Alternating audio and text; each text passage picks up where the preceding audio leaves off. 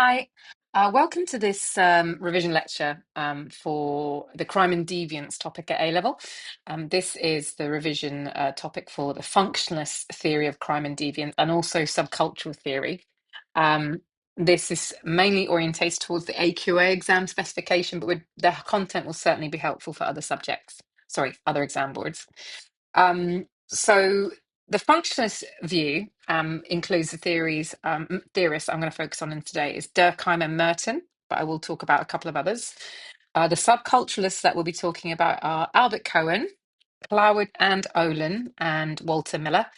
And I'm going to be using Matza to evaluate a lot of their ideas. But of course, we can always use elements, or we can also use feminism, Marxism, possibly postmodernism to evaluate some of the functionalist and subcultural ideas. At this point, if you want to do a revision splurge, so try and remember as much as you possibly can about each of these theorists and what they said about crime and deviance, that might be worth doing if you pause the lecture. And then you could use the rest of the lecture to kind of check the bits that perhaps you missed off. Okay, if you've got, I don't know, an A3 bit of paper there, that might be a strategy that might be helpful. Or just listen, make notes, let it all kind of sink in the build up to your exams or assessments. So, getting started, the functionalist view of crime. I'm going to talk to you about Durkheim's ideas firstly. So, Durkheim's big concept when it comes to crime and deviance is anomie. So, anomie is a sense of normlessness, not either being aware about the norms of how to behave, or perhaps not even caring, not wanting to care, perhaps because you feel like you don't belong to an area, to a group, or you're quite angry and frustrated about the society or the community that you live in. So you just don't care about what the right thing to do is. You want to do what's best for you. So anomie is quite, I think, an uncomfortable situation to be in. I know I talk about the example of quite a lot of the horrible shootings in America in high schools, quite often are individuals who I would argue have suffered anomie, like they felt like outsiders, like they don't belong, and they're quite angry, frustrated, and have acted violently in response to that. Durkheim also argued that crime is positive for society. Functionalists generally see everything as having a function. And the reason it's got a positive function is because a crime is an indicator of a need for a social change or a law change that needs to be introduced. So if you're getting lots of riots, lots of violent protests, that suggests that something is wrong in society and an adjustment needs to be made in order to kind of get rid of those riots, some law change. This is linked to the concept of dynamic equilibrium, which is how functionalists believe social change can occur, where imagine you've got a seesaw, one part of society, things start to go perhaps a little bit wrong in, so another part of society has to do something in order to bring balance back into that society as a whole. Really slow, gradual social change. One of the nicest examples to talk about reflecting this might be Rosa Parks, where she broke the law or the rules by sitting at the front of the bus. Was arrested for this, but actually her crime was then, if you like, copied. People boycotted buses, and it led to a a social change in America as part of the civil rights movement, which saw more equal access to buses, but also other services later on, for Black people who lived in America. Um, in some cases, functionalists like Durkheim, not just Durkheim, sorry, argue that crime actually protects wider society. And I know in class that I've talked about the study or the research by Kingsley, who argues that actually when married men use prostitutes, that's actually quite beneficial for the stability of the nuclear family, because by perhaps having sex with a prostitute, they're not going to run off and leave the family. They're not going to divorce and break up the nuclear family from sleeping with a prostitute. If they went and slept with someone at work, then they might leave the wife and break up the family, which would be much more harmful to the stability of the family and perhaps society. Um, and then there's also the use of porn. I think it's Ned Polosky, who argued that for men watching porn, that actually helps relieve quite a lot of sexual tension. And it's better that they watch pornography, perhaps, than go out and perhaps victimize women sexually or harass them. Porn is an outlet, if you like, for sexual frustrations. And then there's Less sort of sexually orientated, the argument that crime in certain contexts can act as a safety valve. So allowing groups of people to kind of maybe act and behave in criminally slash deviant ways in certain contexts means that it, again, releases that frustration, stress, or whatever in that context, and means that they can then return to their daily lives and act normally and be productive members of society. And we've talked examples of like music festivals where drug taking is fairly prolific and kind of tolerated by the authorities within those contexts. So people can kind of take drugs or just get really, really drunk and maybe behave really deviantly. Um, and then when they finish the festival, pack up, go home, they kind of behave normally. And are not kind of disruptive to mainstream society. We also talked about MMA, perhaps being a bit of a safety valve, perhaps for physical violence, and things like cage fighting or what have you.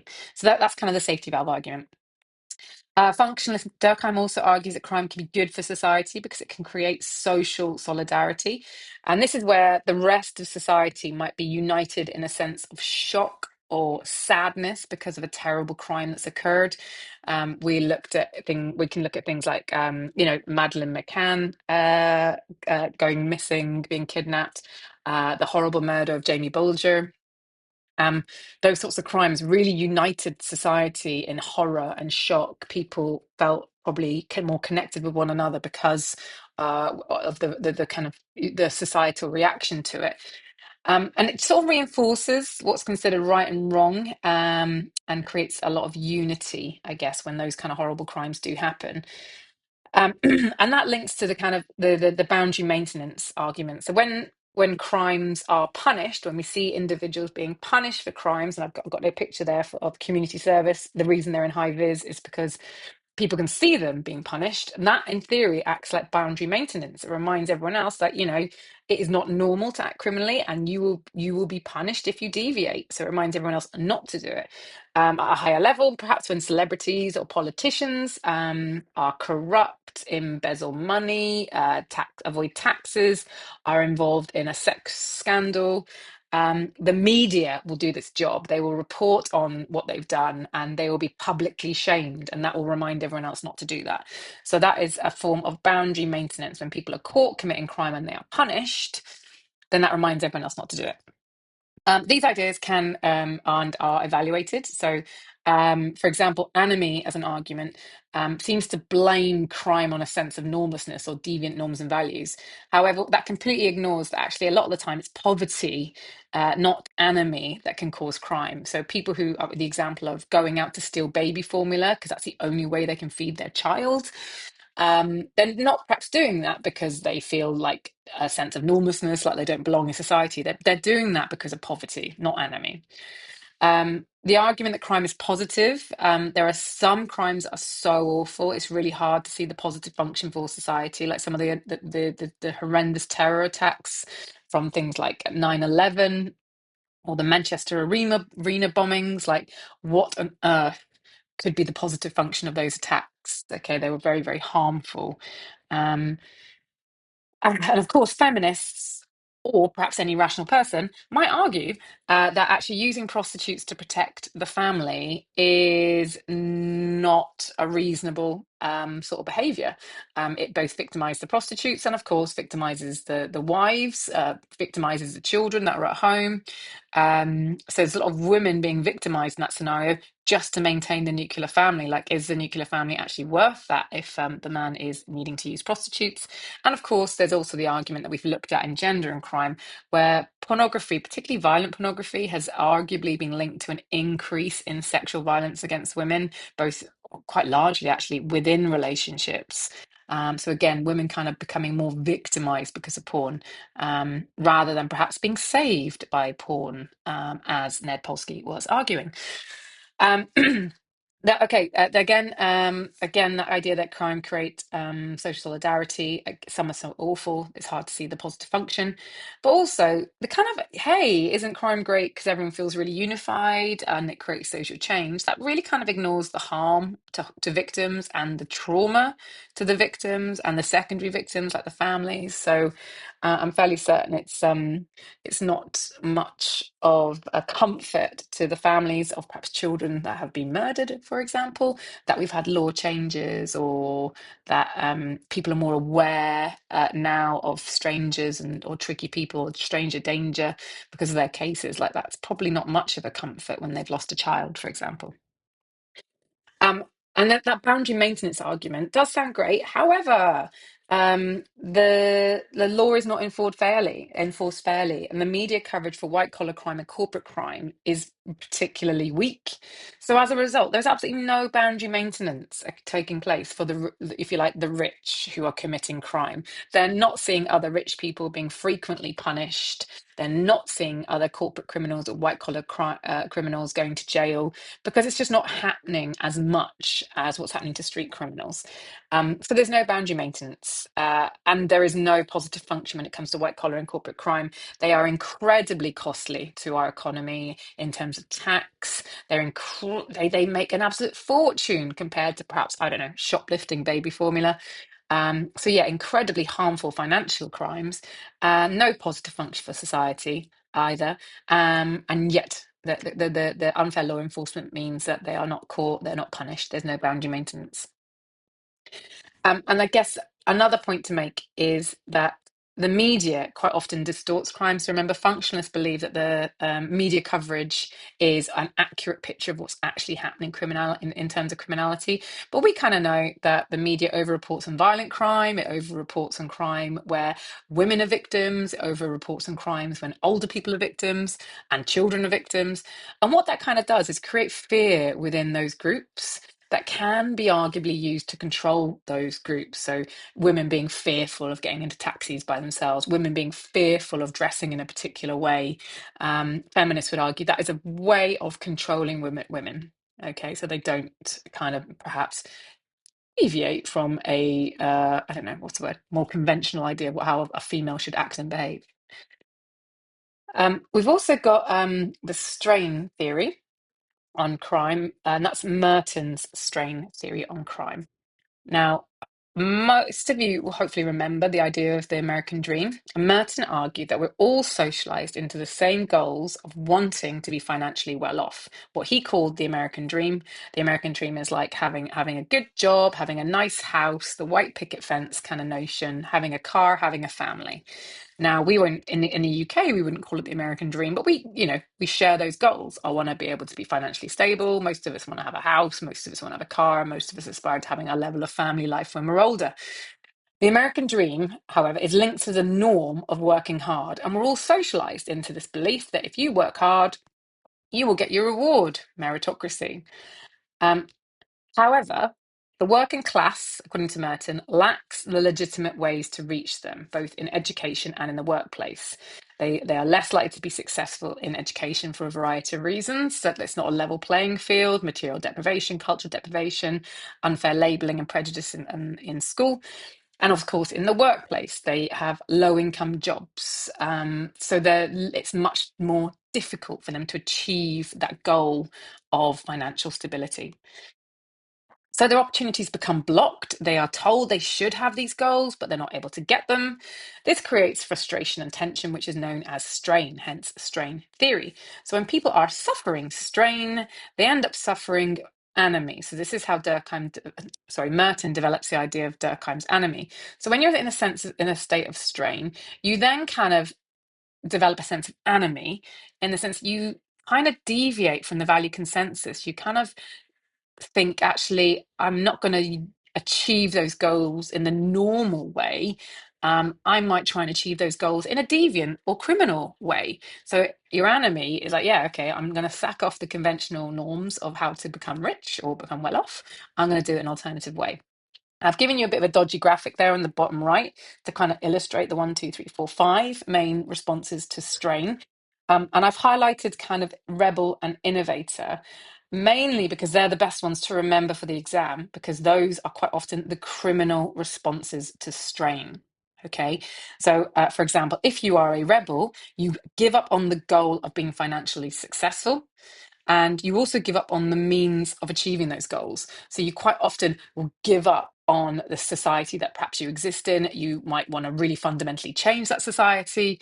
And the criminal responses to that might be being an anarchist, okay? And that's sometimes illustrated in violent protests and graffiti, or terrorism, even like, using a terrorism as a tool to perhaps like you want to really change the whole society. You don't want the shared goals of everyone else.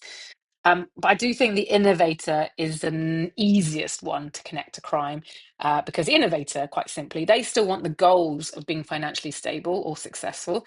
They still want the house, they still want the car. But instead, what they'll do is find a criminal way to get there, or a different way of getting there. And that might be through something as simple as, not simple, sorry. That might be something like, cheating on your benefits or something. But perhaps more significant criminal responses might be drug dealing, it might be theft, which will give you the goal of financial success, but through a criminal means. Now, you might remember me teaching about institutional enemy theory. If you can't remember the name of that or the name of the researchers, Messner and Rosenfeld, please don't panic. But if you can maybe talk about this idea in relation to America, it could be very useful within an exam. So they argue, and it's interesting, they kind of use a version of strain theory to explain the exceptionally high crime rate of America. And they argue that's because in America, more so than the UK, there is an obsession with money and the status that money gives you. It is really common in America for people to ask you, how much do you earn?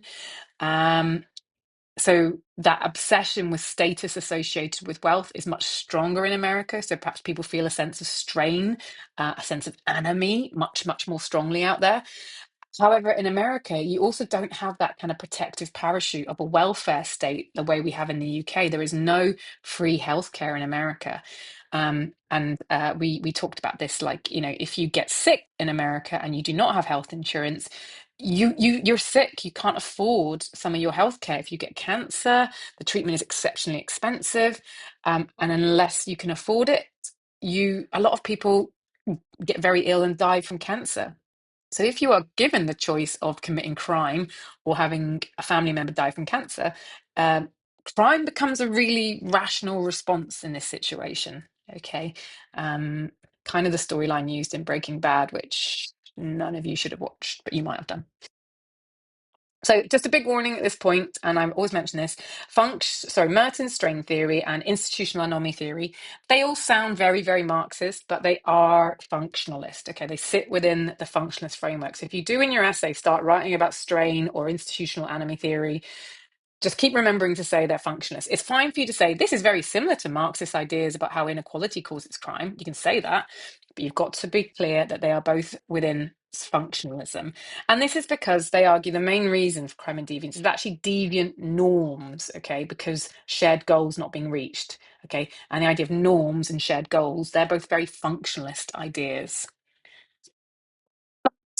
Okay, what are the problems with strain theory? Not everyone does share the same goals of the American dream. Some groups don't ever believe they'll be able to get a nice house. They might believe that they're always going to live in council housing or what have you, and they're fairly content with that. They actually don't suffer strain. Might do a job that's relatively low paid, but they're fairly content. They see that as kind of normal for them. Um, Also, the rich don't actually suffer strain. Rich people, they don't have the level of deprivation that the working class might suffer. However, many of them continue to commit white collar crime despite no significant strain. However, it is worth mentioning that arguably the rich may still suffer a level of strain in comparison to those around them. They might have a sense of relatively feeling deprived to their neighbors, their family, whatever. So their goals might be higher. We use the example of, all their mates' kids might all go to private school. A middle class person or above might feel that they need to commit a level of crime in order to be able to afford private school fees in order to belong with their group. So they might still suffer a sense of strain. So you can use strain theory to explain some white collar crime. However, Merton did not do that. So if you do that, that's great. You're showing an application of strain theory to white collar crime, but Merton never did that himself. Finally, there's also neo-strain theory, which looks at youths who say actually young people, youths, have a much higher level of delinquency than any other age group. But actually, young people, they're not actually bothered about the American dream. So people in like their late teens and early 20s, they're not there going, oh, I'm really looking forward to that nice big car and that family life. They've got completely different goals. Okay. But they still act often, they act more criminally and deviantly. And now, this sort of neo strain theory about youth criminality, they say actually they've got different goals that can lead to crime. So things like wanting to be seen like a real man. So that might lead to things like fighting and crime in that area, or autonomy from parents. So, sneaking out, again, maybe underage drinking, thrill seeking or risk taking, like these kind of ideas, they can all be linked to different types of criminality or seeming like tough. Okay, of course, we talked about. So then there's the subculturalist theories on crime that sort of fit within functionalism, as they argue that deviance occurs because the groups, which are largely working class, have different norms and values to mainstream society. So that's why subculturalism fits within functionalism.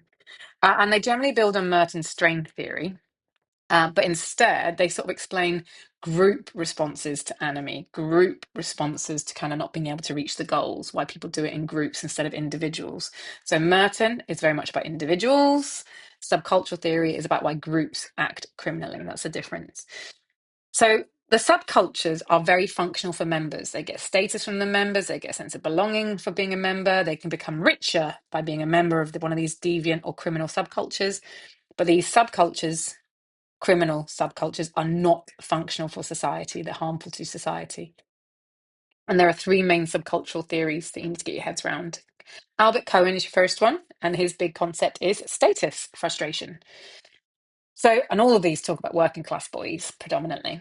But he argued that they're denied status in schools largely from teachers, and they don't get status from good grades.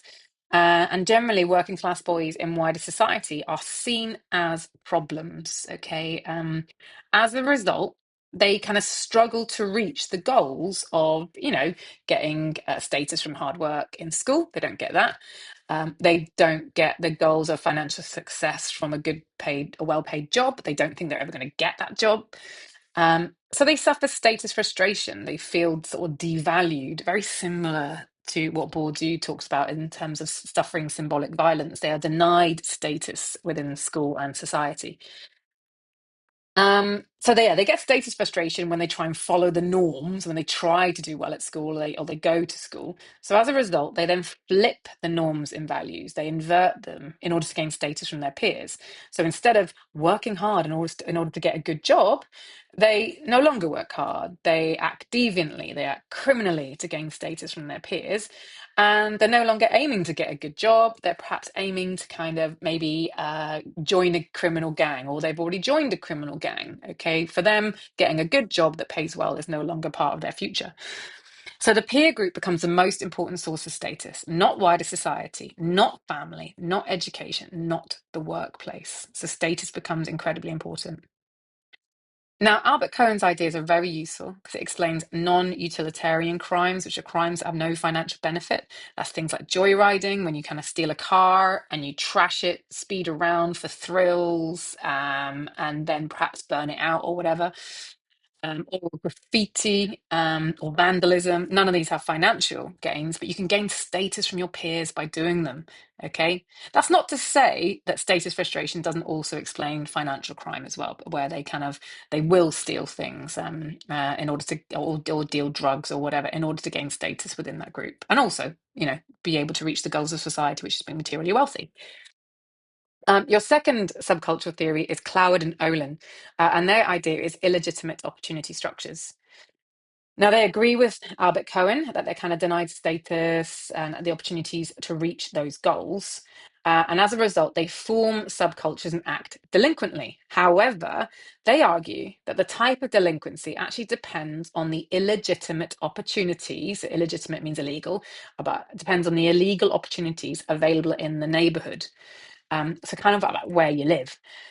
So, for example, if you live in a city, you're much more likely to have access to what's known as organized criminal gang networks, okay, organized opportunity structures, where they might already be, there will be a network of dealing drugs, there might be weapons involved, and within that organized criminal gang, there'll be opportunities for promotion. You can move up the hierarchy of the gang, you can get training within the gang.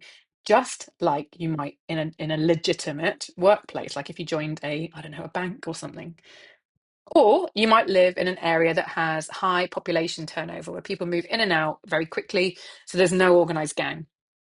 This is what's known as a conflict subculture, where there is conflict over territory, quite a lot of violence, whether that's just physical violence or even involving weaponry. So it's a lot about being tough.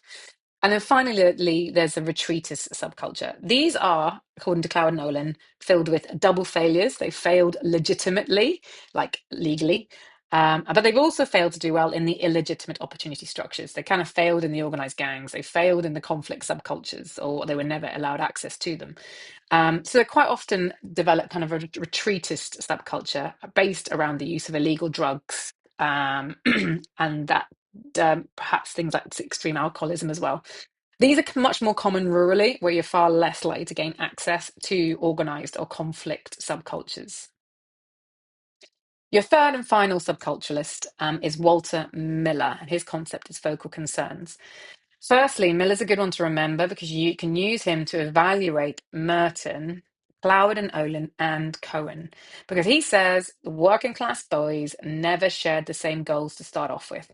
And so they were never frustrated with a lack of educational or economic success. That is not the explanation for their criminality or deviance. He says that the working class have always had their own subculture with a different set of values and goals, which compensates quite a lot for the boring types of manual jobs they will end up performing, very similar to the ideas of Paul Willis.